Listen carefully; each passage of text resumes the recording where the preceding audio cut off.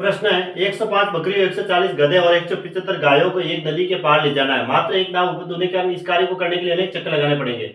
इन सभी को इस पार उस पार पहुंचाने के लिए आलसी नाविक की कुछ शर्तें इस प्रकार है कि वह फेरे में एक ही प्रकार के और एक ही गिनती में भी वापस समान पशुओं को ले जाएगा। ठीक है, एक ही प्रकार के लेके जाएगा और गिनती में भी समान पशुओं को ले जाएगा। निश्चित रूप में हर एक बार वह अधिक से अधिक पशुओं को ले जाएगा।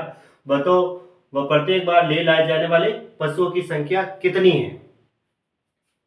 ठीक है, तो ले जाने वाले पशुओं की संख्या है वो बतानी है। तो इनका जो होगा मसब ही होगा, जो इनके गुणनखंड में जो कॉमन आएगी वही होगी, है ना। तो इनके गुणनखंड में कॉमन आने वाली संख्या कौन सी होगी, देखो भाग दे के देख लेते हैं। जो कॉमन आएगी वो सब इन सबको डिवाइड करेगी। इस 15 को हम 3 गुणा 5 लिख सकते हैं। तो 3 से डिवाइड ये नहीं हो पाएगी क्योंकि 4 और 1 5, यानी अंकों का योग 5 ही हो रहा है। तो इसका मतलब ये ऑप्शन नहीं हो सकता। फिर देखो ये इन सब में सम अंक है ना, लेकिन यहाँ 175 में ये देखो 5 है वो विषम अंक है, मतलब ये तो 5 से डिवाइड होगी। तो ये 2 से तो ये संख्या डिवाइड नहीं होगी क्योंकि यूनिट डिजिट है वो या तो 0 या सम होना चाहिए। तो इसका मतलब ये दोनों ऑप्शन भी नहीं हो सकते। इसका मतलब यही सही है, 35 से ये सारी डिवाइड हो रही है। ठीक है, 7 गुणा 5 करते हैं तो सारी डिवाइड हो रही है। तो ऑप्शन सी सही है, बस इतना ही है।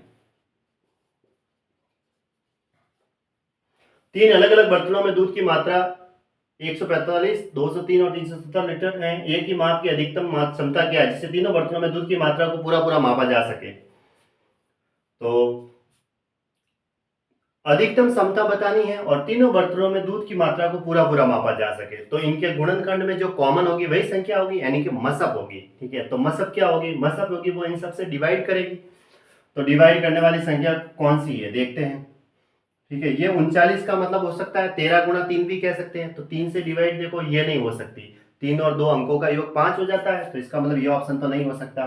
9 या 27 है तो इसका मतलब 9 या 3 से डिवाइड होनी चाहिए। तो 3 और 2 5 ही हो रहे हैं, अंकों का योग है वो 3 या 9 से डिवाइड, ये नहीं हो सकता। तो इसका मतलब ये ऑप्शन भी नहीं हो सकता।